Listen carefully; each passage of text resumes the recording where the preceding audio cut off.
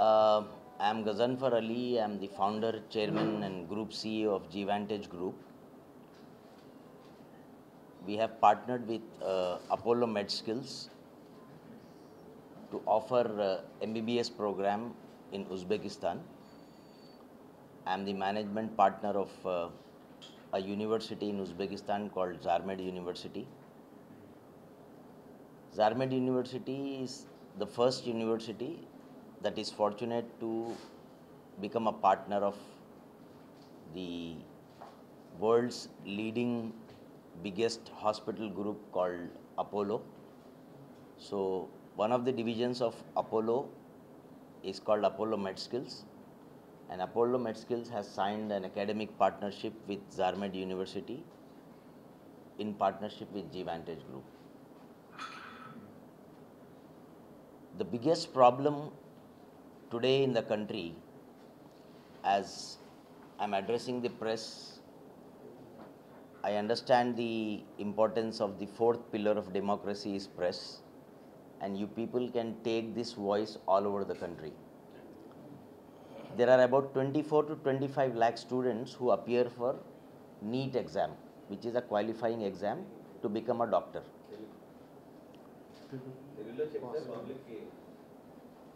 దాదాపు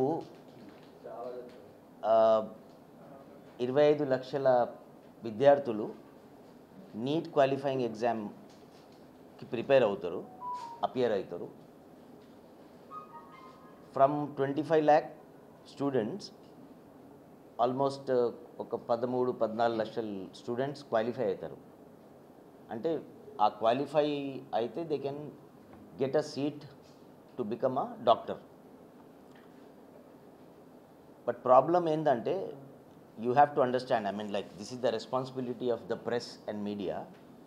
ఈ ప్రాబ్లం రాజమండ్రికి చెందిన ప్రాబ్లం కాదు, ఆంధ్ర తెలంగాణకి చెందిన ప్రాబ్లం కాదు. It is the problem of the whole country. And 80% జనాలు, the whole population of India is in cities, I mean like tier 2 cities and towns like Rajamandri and other districts. Urban metro la anta janalu leru. The whole population is in places like you. మొత్తం ఇండియాలో ఈ వైద్య విద్యలో చేర్చుకునడానికి NEET exam రాసేవాళ్ళు almost 24-25 లక్షల విద్యార్థులు రాస్తారు. అందులో ఆల్మోస్ట్ 13 లక్షలు 13 lakhs స్టూడెంట్స్ క్వాలిఫై అయితే, కానీ మొత్తం ఇండియాలో గవర్నమెంట్ అండ్ ప్రైవేట్ ఇద్దరు కలిసి total number of seats are not more than 1,20,000 కన్నా ఎక్కువ సీట్లు లేవు. దానికి మీ దగ్గర ఏమైనా సొల్యూషన్ ఉందా? We have to ask this question to the government. This is a question that you have to ask to the government. 1,20,000 కన్నా ఎక్కువ సీట్లు లేవు ఇక్కడ. అంటే వేరే విద్యార్థులు ఆ నీట్ ఎగ్జామ్లో క్వాలిఫై అయిన వాళ్ళు ఎక్కడ వెళ్ళాలి, ఏం చేయాలి? వాళ్ళు డాక్టర్ అవ్వాలంటే వాళ్ళకు అవకాశం లేదు ఇక్కడ కంట్రీలో. కనుక ఒక 20 years హిస్టరీ మీరు చూస్తే వైద్య విద్యలో చేర్చుకునే విద్యార్థులు పాస్ అయినా కూడా సీట్ దొరకకుండే వాళ్ళు విదేశాలకు వెళ్తారు. ఆ విదేశాలు ఏ దేశాలు వెళ్తారు?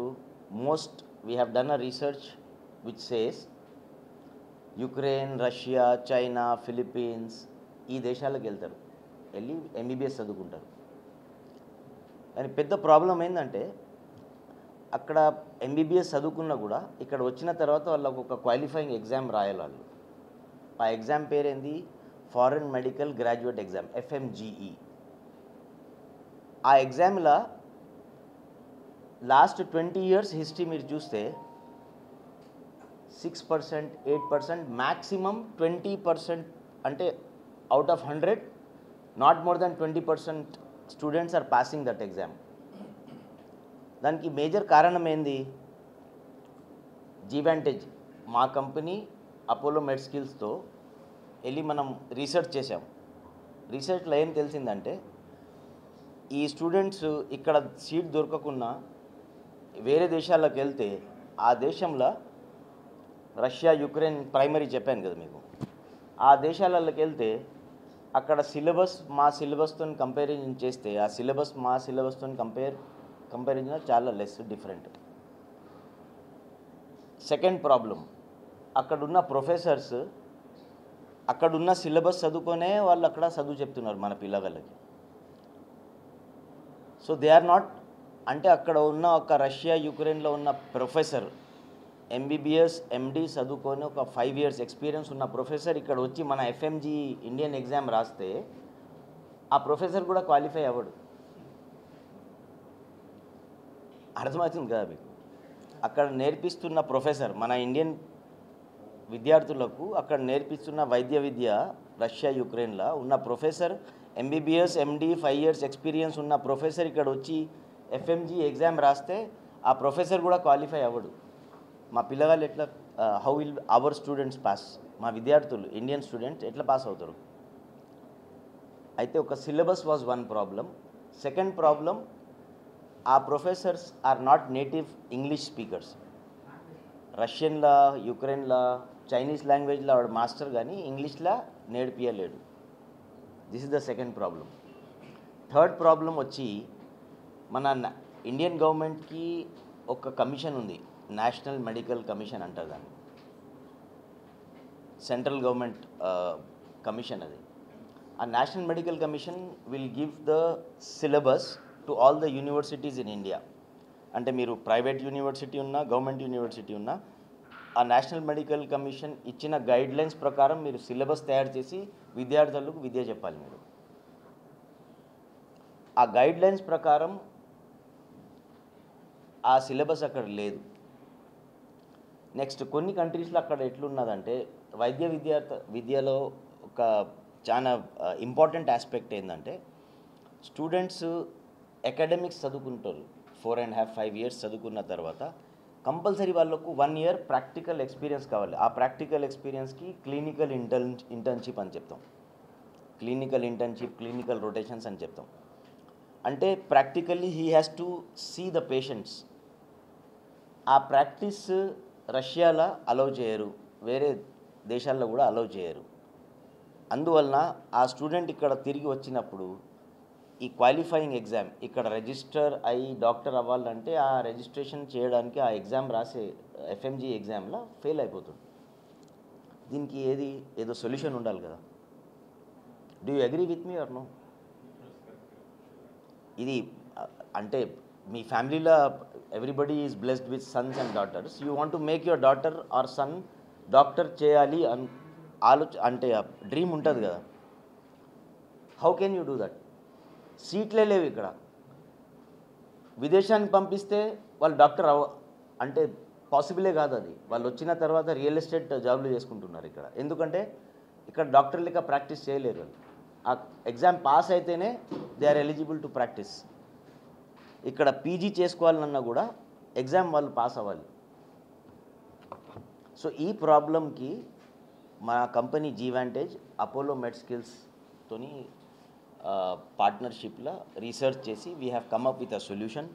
ఆ సొల్యూషన్ ఏంటంటే ఇండియాకి దగ్గరలో ఉండే ఒక కంట్రీ, మళ్ళీ ఆ గవర్నమెంట్ ఇండియన్ సిలబస్కి ఒప్పుకున్న గవర్నమెంట్, మన ఇండియన్ ఎన్ఎంసి గైడ్లైన్స్ సిలబస్కి వాళ్ళు ఒప్పుకున్నారు, మేము ఒప్పించుకున్నాం వాళ్ళకి.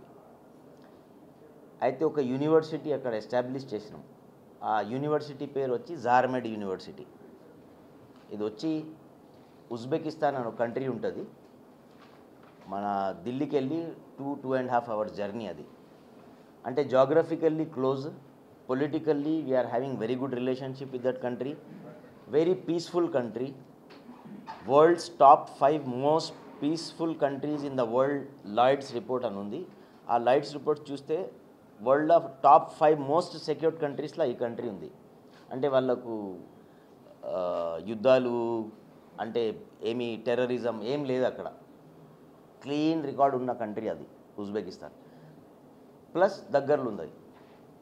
ప్లస్ ఆ కంట్రీలో ఇండియన్ కల్చర్ అంటే వాళ్ళు చాలా, అక్కడున్న రోడ్స్ పేర్లు కూడా మన ప్రీవియస్ లీడర్స్ పేరు మీద ఉన్నాయి. లాల్ బహదూర్ శాస్త్రి రోడ్ అని ఉంది అక్కడ. So culturally, we are very close to Uzbekistan. Geographically, we are very close. Bilateral trade relationships with India are very good with Uzbekistan. ఇవన్నీ ఫ్యాక్టర్స్ చూసిన తర్వాత మోస్ట్ ఇంపార్టెంట్ ఫ్యాక్టర్ వాస్ మన ఇండియన్ ఎన్ఎంసి గైడ్లైన్కి ఉన్న syllabus అలో చేసేసారు వాళ్ళు. But ఇంకో problem నీకు చెప్పాను, ప్రొఫెసర్స్కి ఇంగ్లీష్ రాదు అక్కడ అని చెప్పారు కదా. అయితే ఇప్పుడు అపోలో మెడ్ స్కిల్స్ చేసే రోల్ ఏంది? Apollo Med Skills will have Indian professors trained by Apollo Med Skills who will go and teach in that university. So Indian NMC guidelines syllabus, Indian professors, ఈ రెండు problems solve అయిపోయినాయి. Next problem వచ్చి అక్కడ food. పిల్లగాళ్ళకి చదువు మంచిగా ఉంది, Indian syllabus ఉంది, కానీ ఫుడ్ బాగా లేకుంటే చదవలేరు కదా. సో ఇక్కడ నుండి మనం ఇండియన్ కుక్స్, స్పైసెస్, మసాలాస్ అన్నీ ఇక్కడ నుండి తీసుకొని వెళ్తున్నాం. వాళ్ళకి అక్కడ ఫుడ్ కూడా ఇండియన్ ఫుడ్ ఇప్పిస్తున్నాం.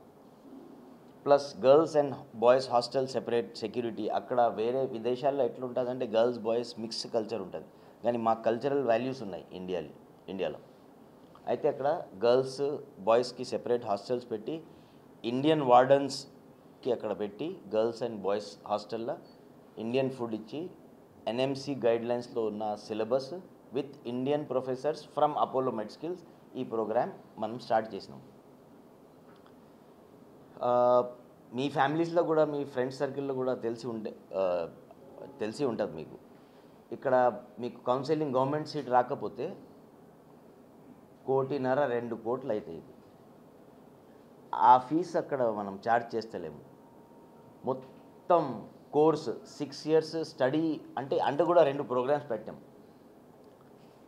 ఫర్ ఎగ్జాంపుల్ మీకు అపోలో ప్రొఫెసర్స్, మళ్ళీ ఎఫ్ఎంజీ ఎగ్జామ్ చెప్పాను కదా, ఎఫ్ఎంజీ ఇప్పుడు ఎన్ఈఎక్స్టీ అయిపోయింది.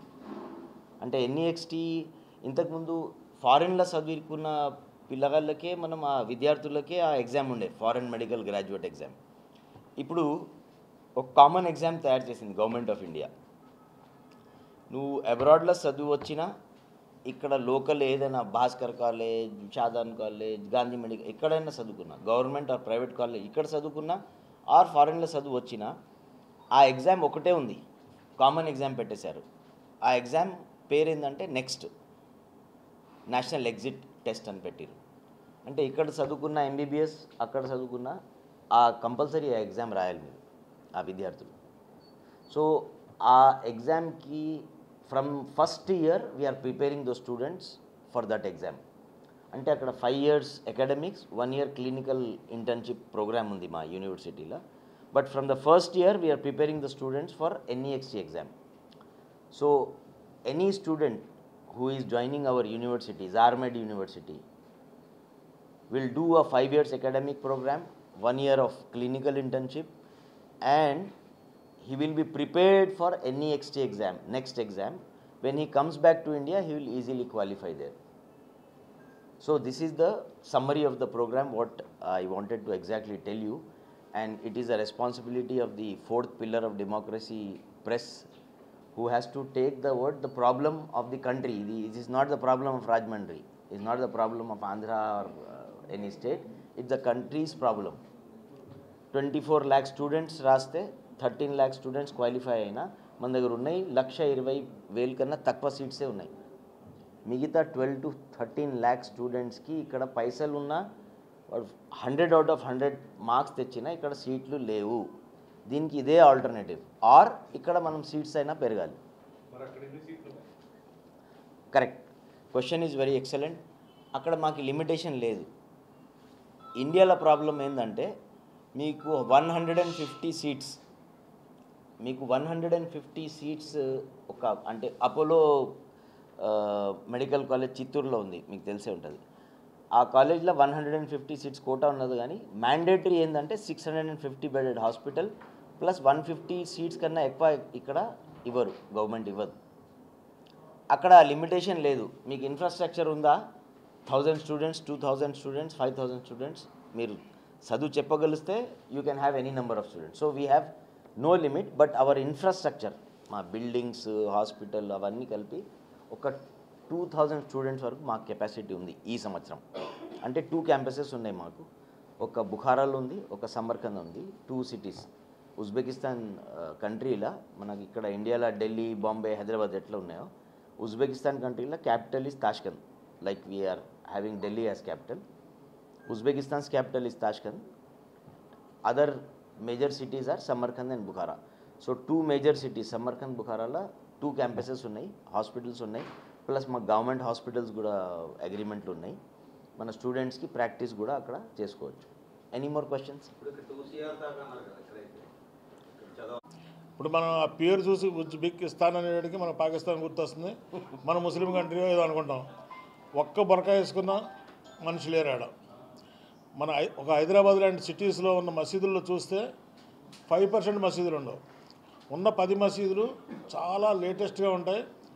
10 సార్లు ప్రార్థనలు కానీ, వేరే యాక్టివిటీస్ కానీ, ఈ మైక్ సెట్ ప్రాబ్లమ్స్ కానీ ఆడు ఏ మతస్థుడో మనకు కనిపెట్టలేం. అంత ఫ్రెండ్లీగా ఉంటారు. అసలు ఎందుకు వచ్చిందో కల్చర్ తెలియదు. కానీ అక్కడ మిడిల్ ఏజ్ లేడీస్ ఎవరైనా మనకు కనిపిస్తే నమస్తే అంటారు. మేము మాకు ముందు చెప్పారు కానీ మేము ఆశ్చర్యపోయాం ఎందుకంటారు. ఇండియన్స్ అంటే అంత లైకింగ్ వాళ్ళకి.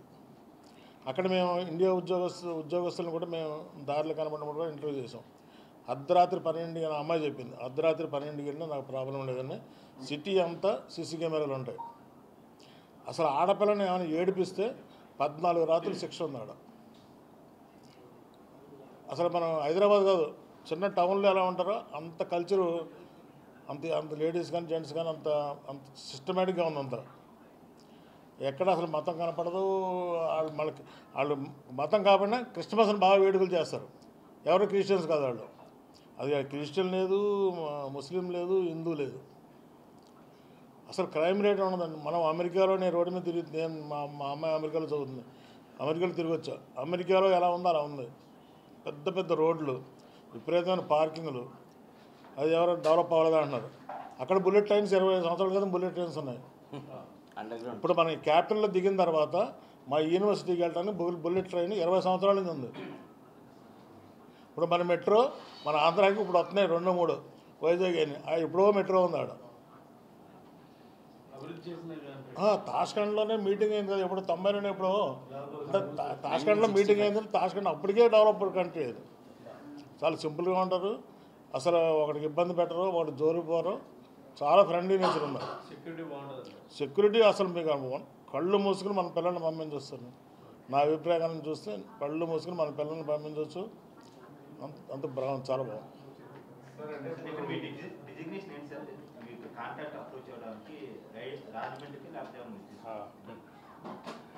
సార్ అండి బిలీవ్స్ ఎడ్యుకేషనల్ సర్వీసెస్